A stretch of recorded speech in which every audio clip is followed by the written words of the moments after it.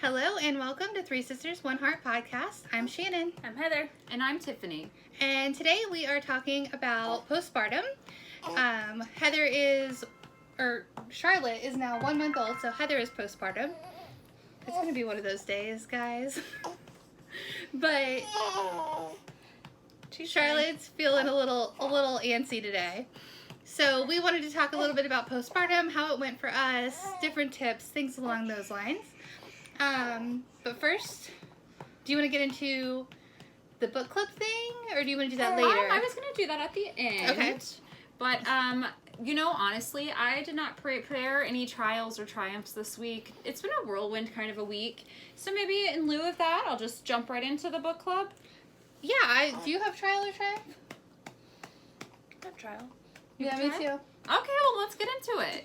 Our trials this week. Who wants to go first? I I'm will. sure I can come up with something. I have no husband for the next 9 months. Oh, yeah. He is deployed. That's hard. And I have a 1 month old and a 7-year-old and an almost 9-year-old, and I'm losing my shit most days already. And it's been 3 days. It'll get better, though. I mean, it's going to be a roller coaster. It's not easy. I'm not going to pretend to understand. I've never looked forward to Monday so badly. Because they go back to Yes. school and you can kind of... Well, you were talking about, like, you're trying to get into, like, a semblance of, like, a good routine. Mm-hmm. Now she's, not so itty-bitty. Maybe you can have a little better routine and things like that. So I get being, like, looking forward to it. And them going to school is a positive. I get that. I don't really have much of a trial this week. I guess if I had to say something, or if I shared a little bit that my husband and I are going through some growing pains, and with that we've been going to counseling, and it's been really great. We had like a solid month and a half where we were like doing really good communication and just really putting into practice some of the new tools that we have. Yeah. And this past week we hit a wall, I guess, and we had a really, really rough argument, and I guess we worked through it, but it's like taken all weekend.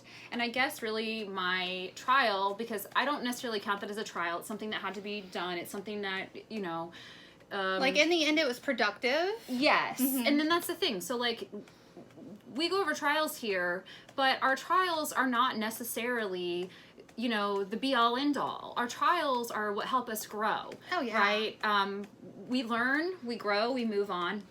And so I guess this week, just really learning that sometimes, not just me, but my husband as well, we need to take, like, if we feel like we need to take a pause, that's okay. Mm-hmm. Like, we can take a pause, we can step back, we can process our feelings. That can be really hard, though. And it can be hard to stop in that moment, especially as, like I'm a fixer personality, right? Especially whenever you realize that, like, an argument, like, you're not fighting fair. Yes. You have to be able to be like, no, we've got to pause this. So, just learning that, and also learning, like, and I don't mean to generalize here, because I'm sure not all, men, not all women, but if we're going to try to generalize, I feel like, for instance, after an argument, even if there is some, like, conflict resolution, that my husband will tend to be done. He's ready to move on. He's fine. Yeah, we were talking about this earlier, and it's the same in my relationship. I think that's a guy thing. Yeah. Is it? Mm-hmm. Because,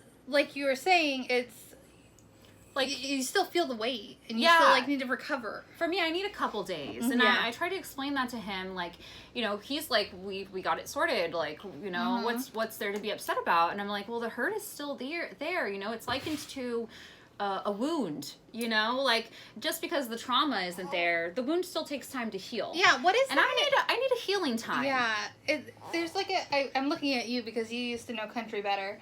But there was a song that was like, I just want to be mad right now. Like, I don't want to end everything. Yeah. I don't want to do anything. Like, I'm just mad right now. I don't want to kiss good morning. I don't want to kiss goodbye. Yes. I'm leaving. I love you, but I just need some space, basically. Yeah. So basically, I guess just a trial of, like, we were arguing, and we did hit a point where it was like, okay, we are getting nowhere with this. We need to take some space. Yeah. But, like, we should have caught it sooner than that. Like, already at that point, but it's things practice, were not great. And you'll get it better at it. You're right. and just that, and just realizing that, you know, we are different. And, you know, what a lot is coming up for us in counseling is that, like, we don't see eye to eye. Like, we have a lot of things that we have in common, or beliefs that we have in common, but on like regular everyday stuff, there's a lot of we just have different perspectives. And I just think that that's interesting. And I do, like, I hate to generalize again, but I do think that, you know, we're just wired a little different, men and women. Like, our brains, they process things differently. And no, I think there's science to that. That's not even being sexist or anything. Right. I mean, it would be if you were saying that they have to be this way. So Right, we're not. right. But it just does tend to go in that direction. But just, like, recognizing that. And I think at first it's like, well, how come, like, you know, we have all these things that, like, we do see eye to eye on. Like, how come we can't see eye to eye on this? And, like, just really trying to take the time and try to understand, like, not even agree with, right? Yeah. But Understanding understand both sides. the perspective of your partner. And just some growing pains. But, like, you know, from you know, something bad can come something good. And well, that's where I'm at. I mean, I don't even know how to say this without sounding weird. Like, not that I want you to go through any hard times, but I certainly appreciate that you're open about it, because a lot of the things, like you talking about needing time and space, like, I thought that was a me thing or something wrong with me. Oh, right. Like, so it's nice to hear another woman's perspective. That, like, no, like, just sometimes you just need some space to get over it. It's really surprising. And I'm just, like, I'm 35, and, like, I'm just realizing this through my own personal work and my own personal growth. And, like, I'm doing this 3-part workshop with my yoga teacher that's been really, really helpful and eye-opening. But just that we, you know, we need time to process, we need time to grow, and you're not meant to know everything all at once. And it's interesting that, like, as women, we have this, like, we all have these similar collected thoughts. And I'm seeing this in this workshop that I'm in with other women. Like, we all are having these thoughts, but, like, women don't share these things enough. We don't share these things enough. Like, we internalize it. We take it, well, I don't want to say we take it personally, but, like, we assume it's us. It's something wrong. Yes. And we focus on that, and we don't allow that sharing in our sisterhood, but, like, we should, because here it is, like, you're saying, like, oh, I thought that was just me. I thought there was something wrong with me, that I was just resentful and hateful and holding on to things that should be gone. And I'm kind of realizing, like, no, that, I mean, who's to say what's right or wrong? I'm not really sure, but just that at least I'm not alone in that feeling. Exactly. And yeah, it's just really, really validating. And yeah, that's the word. We do get together and we talk to other women, but it kind of made me think about the way we talk with our girlfriends, you know, like, so when you get together with your girlfriends, what do we talk about? We talk about, you know, a little bit maybe our marriage, but we talk about, like, our kids, and then we talk about what? Our weight, our personal, like, aesthetic things that we're upset about. We don't often, like, really get into you know, the struggles that are really that women are going through all the time that are just not talked about. So well, I think for a lot of people, talking about problems in your relationship, and I do think that talking to the wrong people can be taboo. I will say, me and Kayla and Stephanie are very open with each other when it comes to that stuff, though. That's awesome. Yeah, you should be. I have my sisters, and I have one girlfriend that I'll vent to, and that I feel safe, that it's not going to be like, just leave him. Like, that's not what I'm looking for. Like, I have my issues, he has his issues. Let me vent. We need to work it out. Tell me that I'm being ridiculous, because sometimes you need to be told. Yeah, I'll be like, Allie, and she'll be like, little bit of a bitch. And I'm like, okay, thank you. Not often. Keep you on the straight and narrow. Not often, but I do appreciate that I have, like, different viewpoints that'll also tell me, like, if it is me that needs to be checked. Right. Because I'm not perfect. Sometimes, yeah.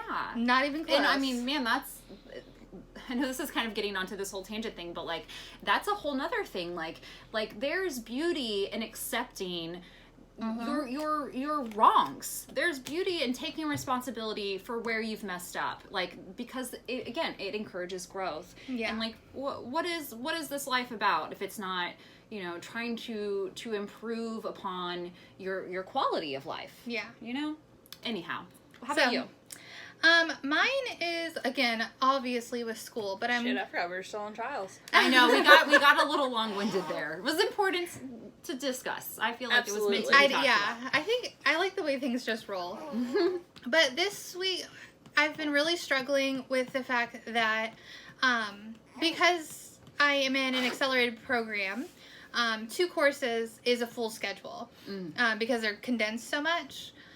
So I am scheduled to graduate in June, but that is under the assumption that I take 3 courses at my last semester. And this week I've just been feeling really defeated that I don't know if I can handle, like, I feel like on one hand, like, I can be like, okay, final push, I can do this, it's 2 months. You're so close. Like, I'm so close. Or am I risking it all in my GPA to try to finish just 2 months earlier? Should I, you know, break that up and take the extra 2 months? So I'm just going back and forth on what the right decision is. And I just really want to be done. And I'm really close. So, I don't know. We'll see. But I've just been having that internal struggle on what do I even do. Right. So, we'll see how it goes. Yeah, it's a hard decision to make, and it's something like you really just have to, like, really think about. Well, it's something that nobody else can make it for me, and I don't Right, like those yeah. decisions. Ugh. They're very hard because there's no answer. There's no, because it has to be in me. It has to be me that's going Right. to decide to get up and go every single day for those 2 months. And I think that I can do it, but I am I'm a perfectionist, and I get really good grades, and it worries me that I might mess up. So, I mean, but really, if I always make all A's in 2 classes, what's the worst that could happen with 3? Maybe a C? I mean, I'll still pass, right? Yeah. Ideally. You'll still pass. I don't know. So we'll see how it goes. I mean, do people even really care about what your GPA is? I don't think so. No. Not So- really. Not mostly. No. Not at this point. Another college would maybe, but Right. They not just care job. about your And to be your fair, diploma it's just, the degree is just simply, or degree. My bad. it's like paperwork. I already have the Yeah. job. So Right. it's not like I'm like looking for work. I don't know. We'll see how it goes. So, postpartum. How do we even want to jump into this? Okay, so generally I feel like, for instance, if you Google postpartum, what comes up? What's the first thing you think of postpartum? It can be depression, anxiety, Mm-hmm. or considered baby blues. Although, to be fair, I think depression, but I don't see much about anxiety. Oh, yeah, for sure anxiety. And we'll that's touch on something that I some. developed and I didn't know. Well, okay, so first off, postpartum is referring to the time after a baby is delivered. And I feel like we kind of live in a world that we love a pregnant woman, right? We love a pregnant woman. We dote on a pregnant woman. Like, we want to open all the doors. We want to touch the belly. And then as soon as that baby comes, it's like, there's your baby, done. And the woman still needs care. They It's need very that much- attention, and maybe more so in some ways. What is it called? The 4th trimester? Yes. Yes, Like, it it's is not Exactly over. what it is. It is called the 4th trimester. And so I feel like, in the last probably, I would almost say 15 to 20 years, that postpartum depression has become, first off, it was something that wasn't talked about, right? And it has kind of come to be a little bit more accepting. Not 100%. Like, I still feel like people probably feel a little unsettled to, like, talk about their postpartum depression that or stigma. their Yeah. anxiety, because there's a stigma. Like, if you had a stigma about having depression, well, now you just had a baby and you're having depression, and then what comes with that? Like, oh, what does that mean? Does that mean you're going on medications? Like, how are the medications going to affect the baby? Well, it's like people just don't get it because you just had a baby. You're supposed to be happy. They're Oh, great. true. Everything's perfect. But your hormones are Especially- going Right. freaking nuts. But especially, like, if your baby's healthy, like, what do you have to be upset about? Like, and I know that there are more, but I'm just saying that people just make these overgeneralizations that they just, I think it's hard to understand if you've not been through it, but it's there's not a reason. It's just there. Exactly. So postpartum happens after childbirth. It usually only lasts a few months, but it can lead into depression later on in life for the mother. It usually has symptoms that would include insomnia, loss of appetite, heightened irritability, difficulty bonding with the baby. And this is information I pulled from the Mayo Clinic website, so just very general. But some things that we're starting to learn now is that it's not only, it's really... it's awareness of mental health postpartum. It's not just postpartum depression, right? It's postpartum depression. It's postpartum anxiety. When we think of postpartum, we think about the mental health a little bit now because it's been, around a little bit more. But some other things we don't think of is, postpartum for the mom. What does that mean? Postpartum changes in the body. A lot of women are not knowledgeable about the aftercare that you are needing to give yourself postpartum and how the body is healing after that. We have a lot, and there are books about postpartum, but we have a lot of books about during the pregnancy, right? Right. We have so much information about during the pregnancy, and then probably 1 in 10. Yeah, certain things, for instance, that you don't talk about.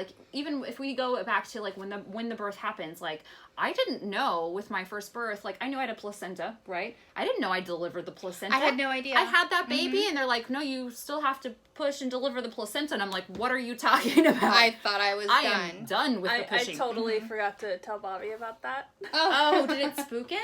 He was like, what the hell is that? Yeah. I was like, what was that? I was like, oh, it's an organ that my body makes and then gets rid of when I don't need it anymore. Isn't it amazing? The body is amazing. I was like, it was her life source, basically. Yeah. He was like, it was huge. I was like, Yeah, that's a good thing. Yeah. It's like a little spaceship. Kind of, yeah. Huh. So, there's just so many things like that. And for instance, postpartum, you come home, you've had this belly that is rock hard for so long, and then you have that baby, and I think women you still have a belly. You still have a pregnant belly. Yeah. And and that's something that we don't see enough of, in society. You see all these celebrities 3 6 days weeks. later. Yeah. With flat stomach, abs, and everything. And I'm like, that's not real. Well, and we're going to get into that because when I pulled up, I did different research. I went to the Google, I went to the Pinterest. Pinterest was the first things that pulled up on Pinterest if I put in postpartum. We're get fit now. Postpartum, diets. 1, 2, 3. Postpartum workout. Postpartum diet. Postpartum, this should have said belly, but I wrote workout a second time. Yeah. But it was all how to lose the postpartum weight in 6 weeks. I don't know what this magical 6 weeks thing is, but apparently your pressure is on that you're supposed to lose all of the stuff in 6 weeks. By your 6 weeks. And you're not supposed to be doing anything for those 6 weeks. Interesting because I find this very interesting because a lot of these, not all of them, but a lot of them are geared towards lose the belly in 6 weeks, tone the belly in 6 weeks. Well, isn't it strange to you that 6 weeks is when you go for your second checkup to get cleared for sex with your husband? I didn't even ever make that connection. I never made that connection either. Yeah, I didn't either until today, and I thought, isn't that funny Why does it have that to be, we have a pressure? Somehow it always goes back to them. Yeah, but we have a pressure to uphold some kind of unattainable standard, right? And then it's not for us. You know what I'm saying? Yeah. And I'm not trying to say all husbands are thinking that way because honestly, it's probably most of them don't even give a damn. It's probably mostly put on us by other women through eons and eons of time. You know what I'm saying?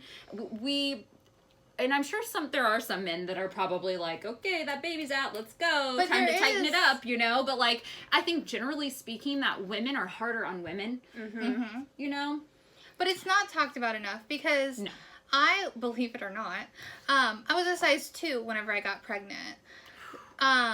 So I figured, well, the baby's going to come out. Sure, I'll be bigger. I'm not just going to bounce back. So to the hospital, I took a pair of size 6 jeans. Oh, you took jeans? I did. Jesus. Terrible. Don't do it. It's I took stupid. a big old moo-moo. I took stretchy pants. Luckily, I had options. And no bra. You did it? I did Oh, not I wear a had to bra have to a leave the bra. I'm too hospital. self-conscious. I was too I self-conscious. gave 0 damns. Well, either way, those size 6 jeans did not fit me. And I actually... Was that upsetting? Not really, but there was a lot going on. So you didn't have the time to So get upset. it was very much not about me. Right. Because Aubriana was having, some jaundice and issues like Yeah. that were pretty serious at the time, which I know jaundice is typically not a big deal, but in her case it was. And it can be, yeah. Right.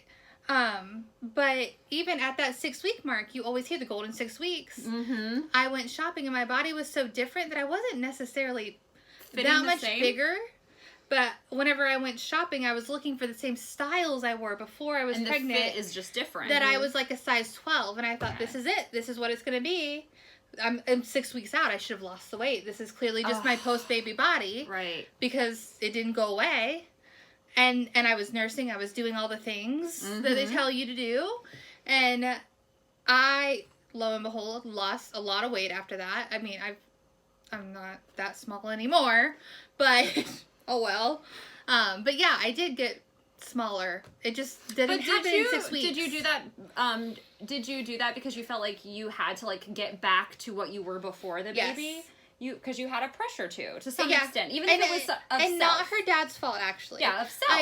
It was very much pressure put on myself. Yeah, because I didn't want to be worst critics. I didn't want to be the one that just let herself go. Now, see, I I had hate the opposite that. issue with both the boys. It was, yeah. I had the pressure from my husband, not my current husband. Let me make that clear Yeah. to everyone.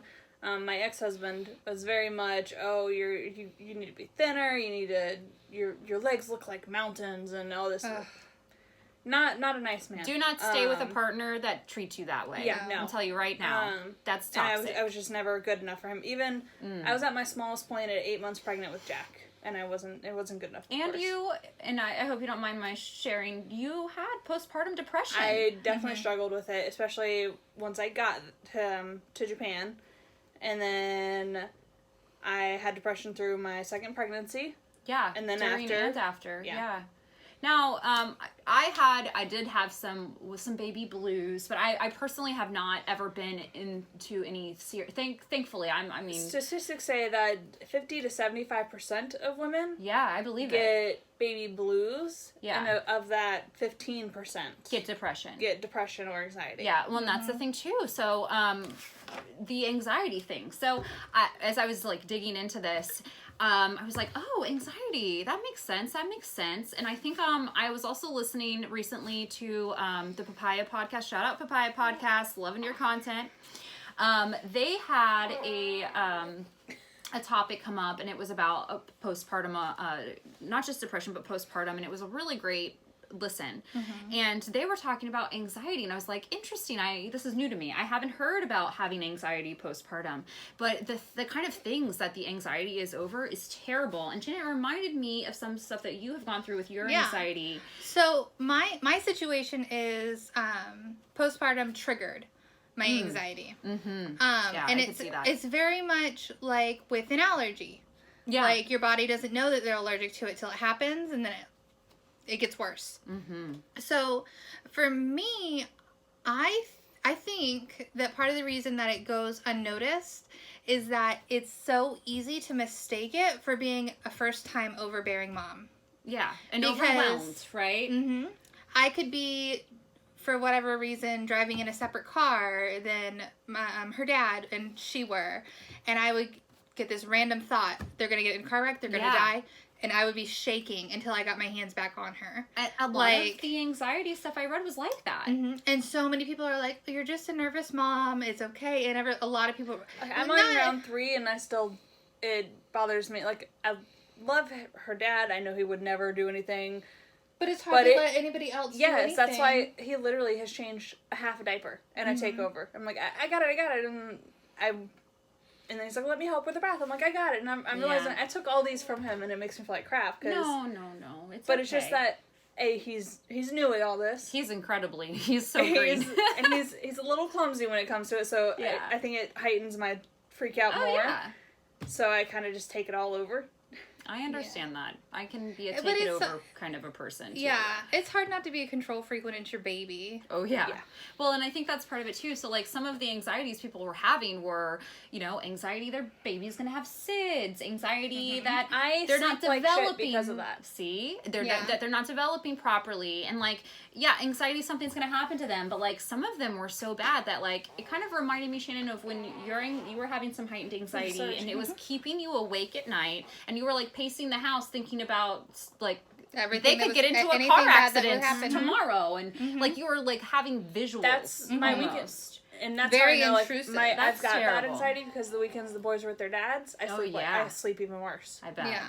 And I mean, come on, they've landed in the hospital already, so I know doesn't help. Yeah.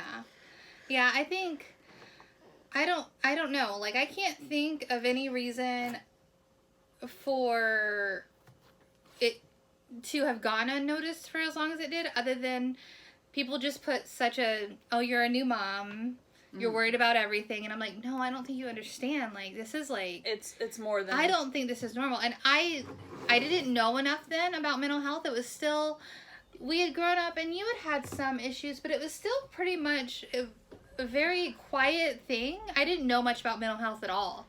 So whenever the doctor told me that I had anxiety, depression, and OCD, I'm like, yeah, okay. You're like really? Come you're on. Just trying to give me all these, you know, they just want to take my money. give you prescriptions. Not prescriptions, but like a diagnosis. They want a label, and I don't want that. But surprise, 9 years later, we're here. But it took me a long time to get help because I was told it was normal. And I don't think visualizing things like that's not normal. That's not worrying. No. And there's so much that people do just brush off because they think they're just a first time mom. Yeah. Nope. So definitely nope. ask I know questions. I definitely have be more open. anxiety, but I have my appointment in like 2 weeks, or a week and a half. Do you have a mental health well check? They ask about it at the appointment, nice. so I'll be I'm checking in then. I'm impressed that they do check in with They're very pushy on, hey, if this is going on, let us know. We're gonna get you help. Yeah. Now I think that's great.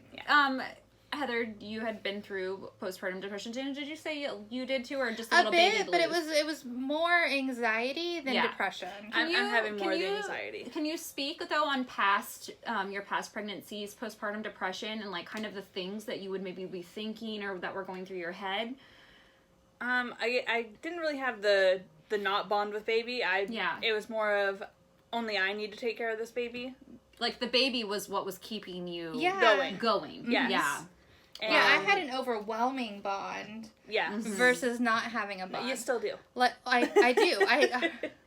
I'm in therapy. We're talking about it. So I do. I have a very, I joke about it, but I'm very, very attached to my kids. I have a really hard time. I don't get babysitters. I don't go out. No, my kid's not home right now, and that's weird. She's with her cousins. Yeah, right. She's just in my house, time. probably, destroying the already destroyed house because I can't get 10 minutes to clean the house. Well, that's okay. Clean houses. But yeah, it makes me more overwhelmed that I can't get the house cleaned, actually, and that's something new. Because it's the world saying, as a woman, you should be able to balance this. I'm not balancing. Okay, so this is which I don't think it's realistic. This is another kind of tip that I also picked off of Papaya Podcast. I've been listening to back-to-back Papaya Podcasts recently, and it has a lot of really good content, a lot of really empowering, uplifting kind of focus. So, something that they were talking about, which I say recent, but I'm like behind. I'm like catching up, you know? Yeah.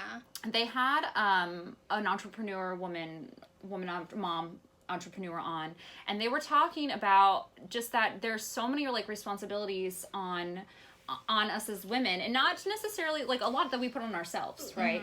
And that she was saying like she had 5 kids, and like her house was never clean, and it really like bothered her, and then she was like, and then I just decided I'm hiring a cleaning person for once a week. Oh, that's a really good idea.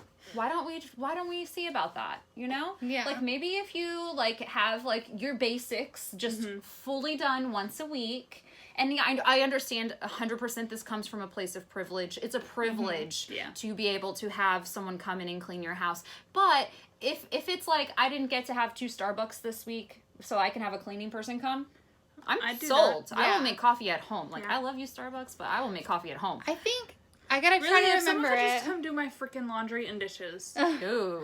I'm good. I hate laundry. I forget. I'm gonna mess up how it's explained, but something that really, really helped me is that, basically you're juggling as a mom. You have all these things in the air, all these balls in the air, but you have to understand that some of these are plastic and some of these are glass balls. Oh, I love this analogy. Have you heard of it You've before? told me. Keep going. It's very and good. so, basically you're juggling, you're going to drop something. You're not perfect. You're going to drop something. You have to decide what's going to drop. Is it going to be something plastic, like the dishes, like the laundry, or is it going to be something glass? Quality time with your kids, or things like that. And you just have to decide. You can't do it all. No. But it's a constant, which one's glass, which one's plastic. Yeah. And I do, like, so much of my life, I'm like, no, that's plastic. This like, is great. If something's got to go, this. Sometimes you can have a good week that you feel like, oh, I've got this. I'm juggling well. This is great. Right. And that's great. If you can do it, do it. But there are times that you're like, something's got to give. Right. And you got to pick what's plastic. And that's fine. Let it go. Or you can be like me and have a day like yesterday. But that has to be, sorry. Oh, no, I'm sorry. Very much your decisions on what is plastic. You have to take out what people say you should do or could do or anything like that. Because you don't want plastic to feel like glass. You don't want the dishes to feel like glass. Because they're not. Yeah, and it's okay to take a break every once in a while. Like, yesterday I had a very emotional, draining day. And, like, I had, a whole list of things that I needed to do. And I just, like it was a mental list, but, like, I just am thinking, I'm like, oh, I need to do all these things. And it's like, I don't have it in me. I don't have it in me today. And at first I was like, no. It's like, you only have so much time on the weekend. You have to get all this stuff done. And then the other side of me is like, just let it go. It's not important. It'll be there tomorrow. It is not going anywhere. It'll be there tomorrow. Take a mental health day. And I did. I sat on the couch with my kid and we watched, like, showing each other YouTube videos and funny memes and stuff. And it was great. I crocheted a little. I went to bed early. I got a nice night's sleep. And today I feel way more productive. And we did. We were productive, but we had a nice morning. We went clearance shopped a bit, and we needed to get some stuff for podcasting. But we made it into a leisure trip too, because we don't get out very much. Yeah, like, find a little joy, and, like, it's okay if you need to take a break. Who cares, like, if the dishes sit in the sink another, I was gonna say week, but let's not maybe have them sit that long. Yeah. Another couple days. Another thing I also heard was, like, what's the worst that can happen? It's if true. the dishes just sit there, what's the worst that can happen? For 2-3 days. Stink. Not a week, whatever. They'll stink. But they'll be harder to wash. Who says that they have to wash the first time on the dishwasher? Run the dishwasher twice. Oh, I've totally already done that. Like, have you seen that Power just, like, hearing somebody else come up with those, it's so empowering to know, like, I'm not alone. Because, again, you don't feel alone. Yeah. It's so funny. It's like, as women, we have this need to prove ourselves because, even though we are still fighting for some rights, like, we have come a long way. And because now we have that opportunity, it feels like we have to take it. But it's like, we have this opportunity, we have that opportunity, we have this opportunity, we have that opportunity. And it's like, you want to take them all on because we've waited. We've had, generations of people ancestors that have fought for this. And you feel this, like, this pressure. You don't want to take it for granted. Yeah, this pressure, this need to, like, do all the things because, the people and the women, especially who came before us, like, didn't have that opportunity, and, like, what could they have done? And it can, we have also social media pressures. It's like everyone is doing something constantly all the time. At least, like, that's what we see on, like, social media feeds. You know? There's social media. There's all these different things that the world says that I think in a perfect world are designed to make you feel more together. Right. And it's so isolating. That's my biggest thing on postpartum is that it's so isolating. Oh, so true. especially if you're, you know, like Heather, you're fortunate that you get to stay home. You don't have to go to work, but then, and that is a blessing. That's but actually also, causing anxiety too. It's hard, like, yeah. a lot. And let's go over some of the things that might come with that. So I enjoyed having life. my own income. Yes. And I didn't have to say, hey, I need cash for this, I need money for this. And I know Bobby doesn't care. He'd be like, hey, get whatever you need. Yeah. Yeah, I And relate to that. It really stems from my last marriage is Any if bit I of money spent you too much spent on was a groceries, it problem. was issues. Right. Well, and not just that, but pressure. Like, you've had a baby, time to get back to work. You gotta be there to breastfeed your baby, be super crunchy mom, like do all the things, you know, cloth the diaperings, making the baby food, but also you need to get back to work, girl. Time to hustle. I'll breastfeed, but the rest is out the door. I know, but you know what I'm saying? Like, it's like there is pressure from absolutely every side you could have it coming from, and then to top it off, you also have pressure of self, which honestly to me is the worst. That's hardest, yeah. That is the worst pressure. And I remember, because I also was fortunate that I was able to stay home when our kids were little, and it is, you know, you're on a tighter budget, you're anxious about, you know, budgeting, you feel a little guilt for not working, even though you know you're constantly on as a stay-at-home parent. Like, you wake up, you don't have hardly a break, you know? No, and especially with Bobby gone now, it's I wake up, I hope she stays asleep long enough for me to get the boys dressed, get them ready, get meds, get her up, get her nursed, get them in the car, get to school, hope I know it's not going to hurt her any to be crying in the car until we get home. Oh, but it's upsetting. It bothers me that she's yeah. crying. So it's just trying to work out and figure out a routine. And I'm trying to get it to where a routine is like we get up, I get the boys ready, get her ready, get everyone out the door, get back home, go for a walk. Something like that. Yeah. See, now I think that is a great way to try to find some control if you are struggling with some postpartum anxieties and depressions and just schedules. Getting a good routine down. And that kind of can roll into like different kind of treatments that are available for things like postpartum depression and anxiety. So obviously therapy, like, oh my gosh, like talking to a girlfriend is great. And I kind of always thought, like, why do I need therapy? Like, I got sisters, I got a mom, but talking to a therapist, that's like next level stuff right there. You need the tools to next work level. through it and figure it out. Also understand that the odds that the first therapist you talk to is going to be a good fit are slim to none. This is probably at least my fifth therapist. And it's a guy. I thought Funny. it would never work out anyway. And we just click so well. And like, it's like he's in my head. It's creepy, actually. That's awesome. But take some of that burden, anyway, you know? Like, that's always, like, I always stress it about meds, but it's true with a therapist as well, that it's not going to be a fix-all. You're not going to go in one day and be like, oh, I'm all better. Like, No, it just doesn't work that way. constant. And as soon as you think that you are, don't you stop that therapy. No. Because it's still, even if you're like, I feel like everything's fine, and that makes me a little bit uncomfortable, because that was actually my last therapy session, is I was like, I'm not really sure what to talk about aside from the fact that I have issues being content, because I'm so used to having to solve problems that when things in my marriage are good, things with my kids are good. You feel like something is off. What's going on? Yeah. Like, you're like waiting on the doom. Right. And he's like, and you can't just enjoy that. And I was like, yeah. What you said. So therapy obviously is a great suggestion, but say maybe you're a little intimidated by therapy, or maybe you had a bad experience, or, you know, whatever reason, you just can't quite commit to that. Then another good idea is to, like, find a good support group. I know you, Shannon, had found a really great support group, not necessarily for depression, but a parent group that really helped you when Aubriana was a baby. Yes. So people all around the world, didn't really even have to be that they were like close and you could meet up with, but just somebody that you could talk to and be like, there was one group in particular that was like typically people that were around the area, and then there was another one, and it was pretty much like went by your baby's age. So like you were all kind of going through the same thing at the same time. That's cool. And you like, you know, I don't remember what the weeks are, but there's like the 4 week where like they don't sleep or like they cluster feed. Those, is that what we're going through? Well, yeah. Sleep. But it was like you were all kind of going through that pretty close to each other.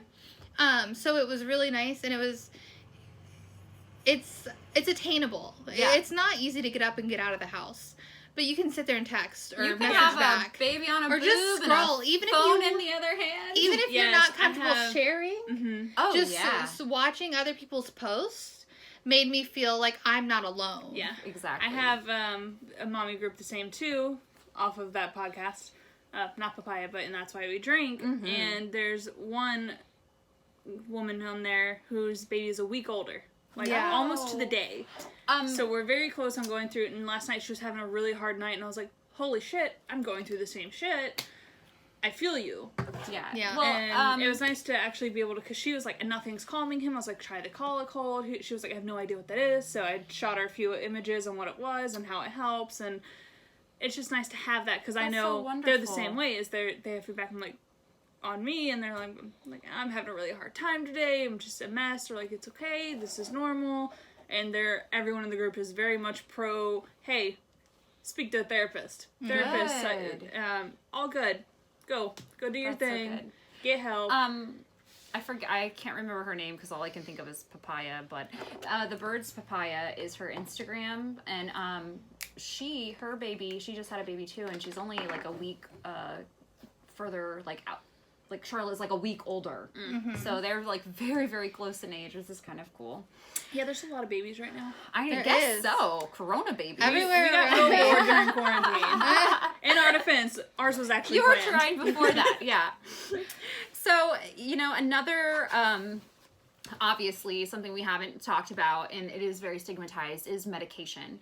So, you know, in order to get a medication, you do have to have a postpartum depression or anxiety diagnosis. Thank you. It has to be a diagnosis from a psychiatrist, and there are medications. Your regular doctor can actually give you stuff. Really? Yes. There's certain levels of things that your regular doctor can That give is you. great to know. So maybe start there. You know, maybe at your 6-week checkup. Like you got to go to it anyways.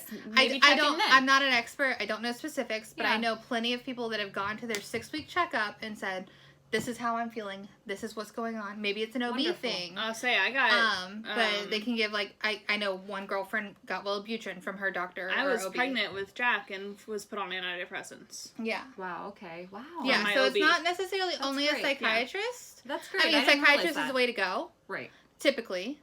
But if don't think just because you're at your OB that you can't talk about your mental health, because they're there for your entire body.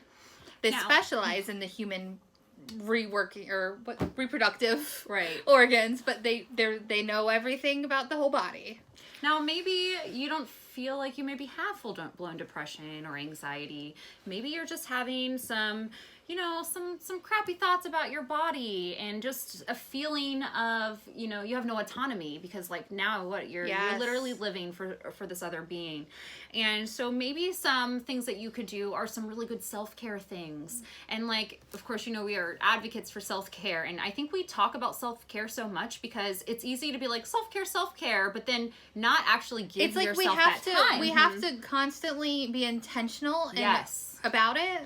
So much that we realize the weight that it carries. Absolutely. So I'm glad that you said that though, because that was something that surprised me at postpartum, is that while I absolutely loved nursing and the bonding, at the same time, I almost resented it and was like, this is my body. I don't want to be needed. Like, Jesus, I just want to take a shower. Oh, dude, I think most of us hit that point, especially as texted Tiffany yesterday. She would come over. I was out of So I could go take a shower. Because she wouldn't settle enough for me to get 5 minutes to go jump the shower. And finally, for about 10 minutes, she slept and I ran and took a shower real quick. And the boys sat on either side of her because she was in her lounger. And I come out and I got dressed and she was fussing again. But yeah, I mean, self-care can be a shower. If you only got a minute, that's great. But like, if you can get a couple minutes and like actually like be in that shower and be present. Oh, I did not wash my hair. That's fine. But, like, if you have the extra minute, like, to have that time, take that time for yourself, focus in the present, focus on, I thought this was I was reading this for something else, but it was talking about how you can turn your shower time, even if it's, like, I don't take a long shower. I take, like, a 10-minute shower. I'm in and out, boom, boom, boom. My new shower does not get hot enough for me to fully enjoy it. Oh, no. And I'm work super on that. sad. You can fix that. I can. It's Matt, whenever they lived there, had turned it down for Aubriana so she wouldn't make the water too hot. I forgot about that. And now it doesn't get hot enough because I like hells of water. He's the best hells of puppy fire ever. kind of water. Yeah, He was like, you don't want the boys to scold themselves. I was like, Matt, Just a little Matthew hotter. loves a hot shower. Yeah. He takes hot showers as I do. The kids take super hot I forgot showers. about that. I lived with my parents for a while after my marriage ended. And he's just the best papa. He never wanted his own kids. So I expected him to be very hands off. He loves it. But the first second we needed an extra lock or anything baby proof. Absolutely anything. The shower didn't even have the capability to burn her. Like, I would never have even thought of that. Oh yeah, the He's hottest such a good is puppy. cool enough for her to take a bath in. Yeah. Oh, yeah. So it needs, that will tell I you can't right believe they there. always It take is not showers and hot I enough. totally forgot about that. It is not hot enough. That So- just made my day. what you can do is you can take that shower time, and even if it's like 10 minutes, take that time, really focus and be present. Focus on how great it feels for the water to be washing over your skin. Maybe take that time to exfoliate, maybe take that time to repeat an affirmation or a mantra the whole time. I am enough. I really am like, enough. they're meant for when you're sick, but I really like those menthol things. Oh, that you can yeah, just a little smells so nice, yeah. And aromatherapy. it really, like, you can get your senses, like, all your senses going, but it's like, you can just get them at Walgreens, but they're Yeah. like, just like little menthol tablets. That melts. They're And vapor it's tablets. yeah, vapor tablets, and it very much feels spa-like in your normal shower. And that's the thing. Like, you don't have to have a lot of money. You don't have to have a lot of means. You don't even have to leave your home. You can take a few minutes of self-care for yourself, and if you put focus and intention into that time, then it can carry along with you for a little further.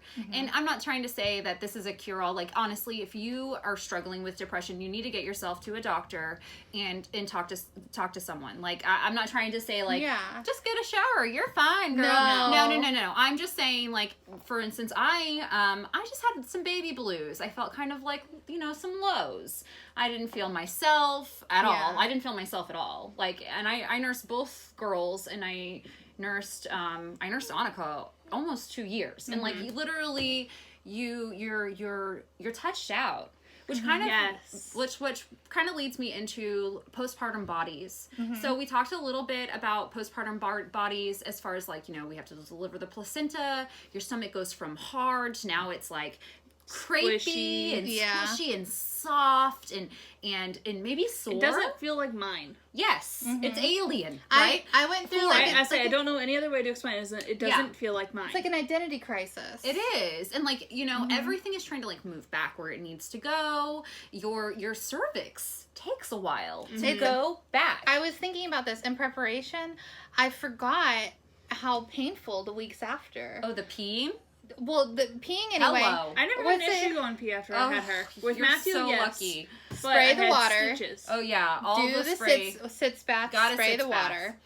Didn't need it. If you don't know about it, Google it. It's Oh, a no, I lifesaver. had I did not need it with her. She came quick, which made me think, oh shit, I was probably torn. Yeah. I had no damage. That's so great. fortunate. Or I'm sorry, I had abrasions. Oh, abrasions. So I had a scratch. Okay. That's good. But But some women do have a lot of trauma down in that Yes. area. Some people have, and kind of leads me over to that like 6 weeks wait time. And honestly, that can, before I get into that, so like, what about your breasts? So like your breasts They were hurt. already big, but now they're engorged. Yep. They're so painful. You're facing things like mastitis, which is I had mastitis my first pregnancy, my first nursing. It was all new. You're just learning things, and honestly, it's so bad. I thought I had the flu. My breast was like, it was the one breast, and it was like hard as a rock. It was like a cantaloupe. It was hard and firm and hot, like a fireball. And at the time I was living with our parents, which I was so glad because I know what I was doing. Yeah. And I remember, like, the cabbage leaves. Did you ever do the cabbage leaves? I don't think that did anything. I don't know what that did. I don't know how the cabbage was it an old wives' tale? Was it in your head? It's like an old school, it's like, supposed way to dry up your milk to help. But it didn't work. And, like, the best way is to nurse your baby. But, like, oh my, it feels like... It feels like a UTI in your boobie. Yeah, to clear that's what it feels like. You have to nurse, but it's hard because it's blocked. It's blocked. Yes, and especially for frustrating a little for baby, one, yeah, because they're not strong enough to pull a lot of the times. So you might have to try like some self-expression and things like that. Or the pump. I never had a good luck with the pump. Yeah. But yeah, it was horrible, and like I didn't know that was something. Like I was brand new to breastfeeding. Our mommy had breastfed a little bit, but I mean it had been many years, and I didn't have any other, like I was very young, so like I didn't have anyone in my peer group that was going through a similar like situation. And whenever I had Aubriana, you were not in town.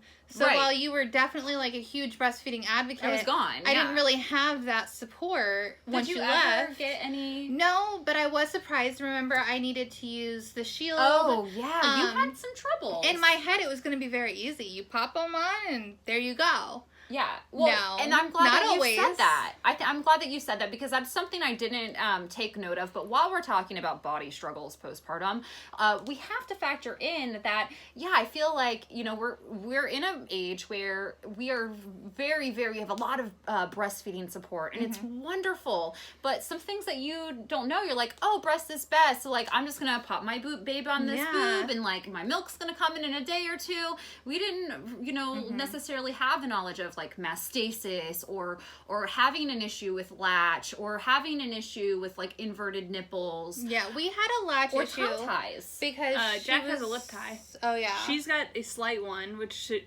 doesn't have a super deep latch. Yeah, but I don't think it's enough to really. Obviously, she's eating well. Yeah. I don't think it's enough to affect her. Well, technically enough to warrant or it's not technically to get it slit.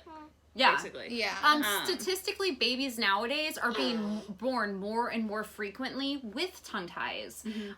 For instance, I don't think that they would mind me talking about, but one of my very dear friends, Jackie, you guys know, Jackie had 2 beautiful children, nursed them both, no problems really. Well, a little bit with her first, but with her second one, 0 problems nursing her. Had her third baby and was like, I don't understand what's happening. She's not gaining weight. She doesn't seem like she's able to latch, but like it seems like she should be able to. And it took like I want to say like a month before they were able to figure it out that she had a slight tongue tie, and they had to just do a little. It's and I know it sounds terrible, but like that baby afterwards was so grateful for that milk. You know what I'm saying? She got nice and chubs, and it's not you. Yeah, I just want to. I can't just so stress many that factors. enough. It's not you, and you can work through them. It's not impossible.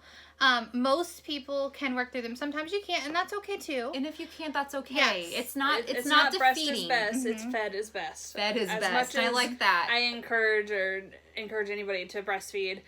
At the don't end of feel the day, discouraged. Absolutely. Your baby's fed. That's what's best. Which if you guys want to like go back a while, we did do an episode on breast or bottle, and basically that's what the conclusion we've come to. Yeah, which was interesting because we all kind of feel. I felt like we might feel a little bit differently, and it was kind of fun that full circle, like before kids, I think we all felt differently because nursing I had no interest in. Right. You weren't even sure that you wanted kids to begin with. No. And I'm not really sure how Heather felt. I didn't want kids till after I turned 25. Right. And so I had 2 by that point. Well, it just all worked out a lot different than what our younger selves probably would have. So it was really cool to see it come kind of full circle.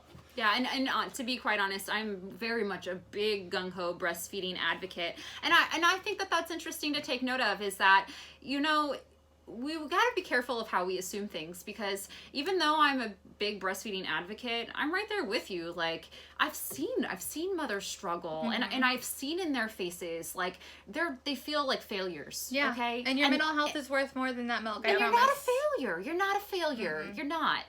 So if anything, I agree. Like just get your baby some fed. That's all they need, is to be fed. That's all they need. So now that we've like talked a little bit about our super fun postpartum bodies, what about, Shannon, this is going to be a little rough for you. Oh, God. Postpartum sex. Oh, yeah. So we talked a little bit about the whole 6 weeks, right? 6 weeks is about the standard time. I feel most doctors like clear you as, well, like I said, your cervix takes some time to go back. Everything is taking some time to go back. All of your parts are a little sensitive, you know, and 6 weeks is the earliest that they suggest trying for intercourse with your partner, right? So what are some of the things like that can come up? So I think like before you have the baby and you're thinking, oh, by 6 weeks we'll be all good. Well, just pause, because not a lot of people realize you are super fertile. Yes. Super. Yes. That is why so many people have oopsie babies then. Yes. So your cervix is still open. It all gets in there a lot it's all easier. getting in there. Yeah. So definitely be thinking about that. That is a great point. But what about the mom? What about the mom? Maybe the mom is touched out. That definitely happened for me. I didn't want to be touched by anyone. I barely wanted my baby on my boob at times, you know? And that's fine. That's normal. It's because you have this, like, lack of sense of self anymore, right? And yeah, you can be you don't physically feel like sexy and fun and ready to go anymore. You can be physically overstimulated. Oh yeah. You know, and tired and feeling run down and Can we take it? and feeling just uncomfortable in your new postpartum body. You know, like you said, your body feels foreign to you. And there shouldn't be a pressure, you guys. Like, if you are not ready, then you should talk to your partner about that. It's not a magic 6 weeks. It's not a magic 6 weeks. Some women have some pelvic issues, for instance. I can't think of, there's some actual legit terms that I can't think of, but basically some pelvic issues that they might take longer to heal. You might have, maybe you had to get stitches, and you know, maybe you had a C-section and you feel like, oh well, I should be all good down there, but you know, your muscles have been all cut into, and it definitely takes a lot longer to recover from a C-section. Yeah. So these are all perfectly fine things, and I just want to let everyone know, like, don't feel like there's a pressure. Like, just 6 because weeks is you like have the minimum clearance doesn't mean that you should be open for business. And you know, I feel like we take that on personally as women, as kind of like a facilitator of needs in that kind of way. And you know, you feel like it's your almost duty. Obligated. And it shouldn't feel like that. You shouldn't feel obligated. It should feel loving and intimate, and that's something that maybe you can focus on instead. So like, maybe you're not ready for some postpartum sex. Maybe instead, like, you and your partner want to work on some intimacy. Maybe you're touched out, so maybe you just want to sit together quietly when you have a few minutes when the baby is asleep, and like listen to a book on tape together, or a podcast for that matter, or you know, maybe cuddling. Maybe you just need a cuddle. You know, you can have touch. What do they say? Like, a hug, the best hug lasts like 10 seconds because it takes that long to kind of like really Those receive endorphins. Yeah, to receive it. And you know, those are fine. I didn't do it. You almost did. I didn't do it. There's a no kissing baby's face rule. For every time I do it, I promise there's 25 I didn't. I try really hard to be respectful. I know it's hard to not want to kiss a baby's head. Yeah. Especially, you smell so good. Wish you could smell this baby. Just saying. But She's so just anyhow, my favorite. You can find other ways to be intimate. Being intimate might be, you know, I'm touched out. I just want to not be touched. Maybe I just want to cuddle up in a blanket next to you on the bed and just talk about my feelings a minute. Yeah. You know, like, that is what true intimacy is anyways. And oftentimes when we are looking for sex or intercourse or whatever, lovemaking, that's what you're trying to fulfill. That is what you're trying to fulfill. So you have to just kind of like be creative and work around it a little bit. But also lube. Cannot stress. Yes. Lube. I forgot about that. When in doubt, lube. Just lube. Just do it. So do not feel pressure. Take your time. You know, you know, a lot of us are maybe partnered up, and if you're partnered up, then your partner can wait. It's worth the wait, right? You just grew them an entire freaking baby. Well, and that's something else that I had read, and it was actually it was on postpartum.net, and it was like, you know, you just spent 40 weeks growing a human inside of you, and then your body has gone through, like, yes, it's beautiful and it's magical, but, like, it's trauma. Your body has just went through so much trauma. Your brain is, like, trying to sort stuff out, and it's perfectly fine to not be ready and to feel touched out, and it's valid, and there shouldn't be a 6 weeks, tighten up that belly so you can look good so that your husband can get some. Like, that's not what it's about. You're in a stage of life where 2 weeks out, my husband was trying to flirt and hit on me. I'm like, I can't. You're like, back up. But I was just like, you couldn't do this 2 weeks ago when it could, huh? Of course. Timing. It's important. So anyhow, I feel like, I think I've mostly touched on everything I can think to touch on. If you are struggling with postpartum, then you... Yeah, I hate that everything comes back to mental health for me, but it's such a big part of my life. And postpartum is where it started for me. I didn't realize until a long time later, but had I known, I might have been able to appreciate those years a little bit more. Right. So... Oh, exactly. Not been Take care of you, okay? First and foremost, take care of you. Can't pour from an empty cup. You can't pour from an empty cup. When you're in an airplane, they say put the mask on yourself before the kid, because you cannot help if you're dead. Sorry, but yeah, like you are no good to anyone at, you know, not your best. So, and not that you're expected to be your best. I'm just saying, like, you have to take care of you first. Yeah. I think that's about it. Do you guys have anything else to add? No, the glass and plastic balls is my favorite. Love it. Yeah. All right. So now that we're finished with that, we have something kind of exciting to announce, and we hope you guys are on board for it. This is our first try with it, and we'll see how it goes. So we have decided that we would like to start doing a book club, but we decided a month for a book club, it doesn't seem like enough, because let's be real, we're all moms, we all have things to do. I have still a summer read from last year that I haven't finished. Like, I barely cracked it. You know what I'm saying? I sometimes will be reading like 3 books at once, and they'll be scattered around the house. But again, and it's like a resounding theme, but I'm excited about it because it's going to make me be more intentional about reading, and I enjoy reading. It's just, if I had to say, it's a plastic ball. It gets dropped more often. Oh, and that's fine. Sometimes that's how it goes. Right. So, usually book clubs are about once a month. What we've decided to do is take 2 months for our book club.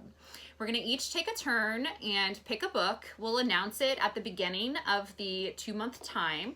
And halfway through, I'll probably say like a little reminder or something to say, you know, like, we're about halfway point, so make sure you're kind of catching up, because we all could use a little reminder occasionally. And if you don't finish your book, no pressure. Yeah. It's fine. Just be careful, because there might be spoilers. Oh, true that. Yeah, there might be spoilers. So what we'll do is we're going to announce the book today, for instance, and then we'll have a halfway point check-in, and then at the 2-month period, we're going to have book review episode where we review the book. So I think it'll be interesting, because we're each going to have a turn to like pick different books, and I think we're so multifaceted that these books could be just about anything. Different. Yeah. And I kind of think that's exciting. So this, just to start us off, I picked the book first, and I picked a book that was on Amazon. I didn't do like crazy good research, but I went to Amazon and I looked up the newest popularist books of the month, because I wanted to pick most popular. It's the popularist book.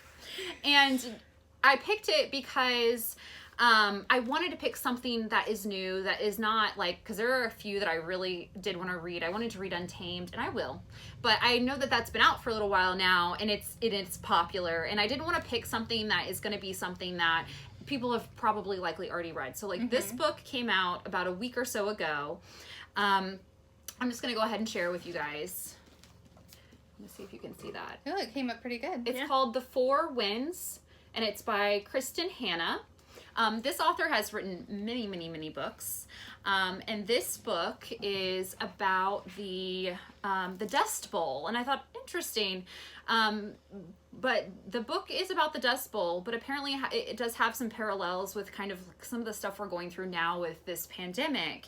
And I thought, I'm curious how this is going to relate to that. You know, like when I was reading through the reviews and stuff, it was correlating those two things. And so if you don't mind, I'm just going to go ahead and read I don't know, I think it's the preface. I don't know if I'm never saying that right. Preface, the preface. It's very short, and I'm just going to give you a little taste and see what you think. Also, I don't know if you can see that, but like there's this beautiful... You can't see it. There's this beautiful gold dust. It's very well made. The book is beautiful. Also, it is on Audible. If you have an Audible, especially if you want to get an Audible and you just want to listen along, that's fine too. Ain't nobody checking your homework. You don't want to read a book, you want to listen to someone read it to you, A-okay. I love a good book. I love a good book on tape or an Audible. That's perfectly fine. You do you. Right, baby? She's agreeing. Okay, so the 4 wins. Hope is a coin I carry, an American penny given to me by a man I came to love. There were times in my journey when it felt as if that penny and that hope it represented were the only things that kept me going. I came west in search of a better life, but my American dream was turned into a nightmare by poverty and hardship and greed. These past few years have been a time of things lost. Jobs, homes, food. The land we loved turned on us, broke us all, even the stubborn old men who used to talk about the weather and congratulate each other on the season's bumper wheat crop. A man's got to fight out here to make a living, they'd say to each other. A man. It was always about the men. They seemed to think it meant nothing to cook and clean and bear children and tend gardens. But we women of the Great Plains worked from sunup to sundown too, toiled on wheat farms until we were as dry and baked as the land that we loved. Sometimes when I close my eyes, I swear I can still taste the dust. You should read, like, Audible. I know. She did What do well. you guys think? I'm excited about it. How about this? You just read the book and I'll listen to you do it. I'll just like, I'll Send us a FaceTime recording you. every day. Yes. So, when this book arrived, guys, I was like, ooh, she thick. And I was a little intimidated, but when I read that preface or what have you, I was like, oh yeah, I'm about to get in on this. And so, something I like to do is I do self-care Sundays.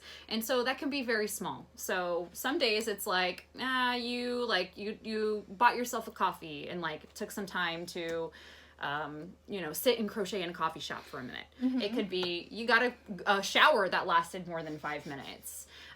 We perused the clearance at Walmart. Exactly. So I'm going to start adding my reading into my self-care Sunday. Mm-hmm. And I'm going to try for, I don't know, it depends. Like I want to commit myself to about an hour worth of reading. And you do you. Like, that's just me. But if, sometimes you get into a good book and if you got the time, you might just keep on going. Or maybe sometimes you only get a little bit of time. I'm going to try to commit, though, to Sundays, making sure if I haven't read during the week that I am definitely getting some reading in on Sundays. For myself, for my brain. I tend to like to go early to get Aubriana from school. Mm-hmm. That I'm like waiting in line, but I like to the first ones. But I thought that would be a good time for me to make sure that my book's with me. That's a great time. I cannot stand parent pickup and drop off. Like if I don't know that I necessarily believe. Wait so long to go get them, so there's no line now.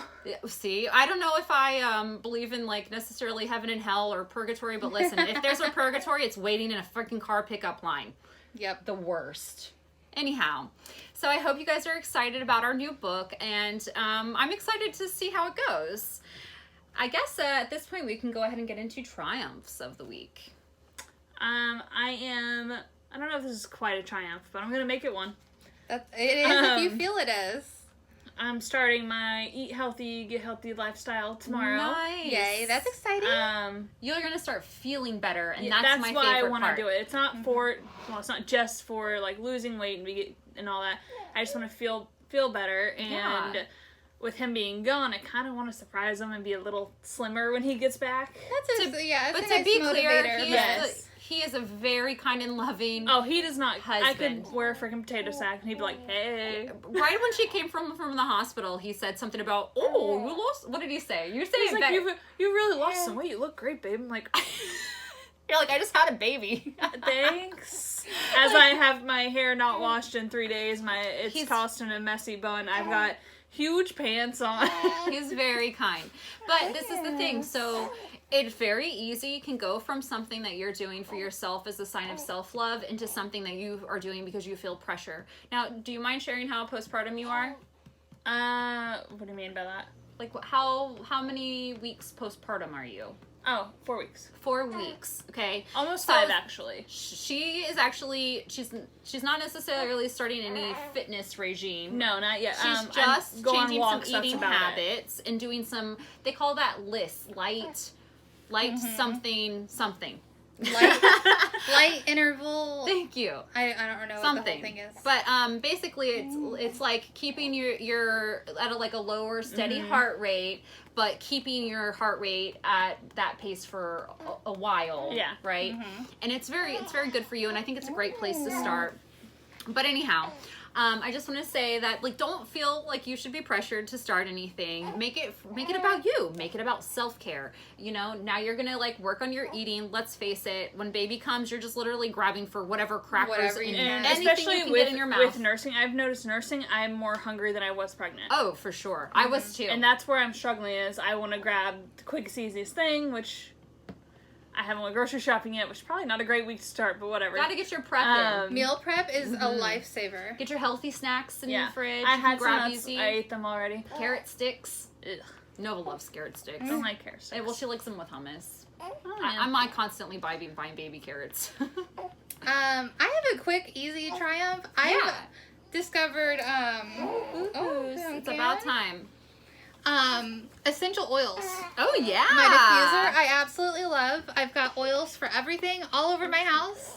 And I've got different ones to make me feel restful whenever I need to. Some that make me feel awake when I need to. And I just like them a lot. And it makes me so happy. I guess my triumph this week is, aside from, working on our personal growth, is that I was having kind of a down day yesterday, and I got to see my dear friend Becky. Shout out to Botanically Building. We shout her out whenever she comes up.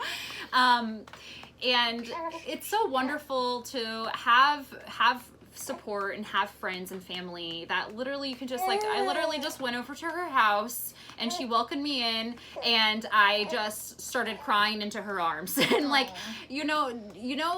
it's very hard as a woman to be able to just let loose and be vulnerable. But when you have a person that literally looks at you and are like, "Are you okay?" and you're just like, you no, can't even lie. You fall apart. And to have them be able to be there for you and hold you and support you, honestly, all she did was listening to me complain, telling me that it was okay and that I'm gonna get through it and that I'm strong, and I just felt 100 times better just from talking it out a little bit. And being able to have a safe place to let go. So I guess my triumph is gratefulness. I'm grateful I have support. I'm grateful I have her as a best friend. I'm grateful I have my sisters and my mommy and all of my extended family friends that I have out in the world. It really means a lot to me, and being a people person, I need that. I really need that. I can't do it alone. So that's it for me, I guess. All right. Well, we'll see you guys next time. Bye. Bye.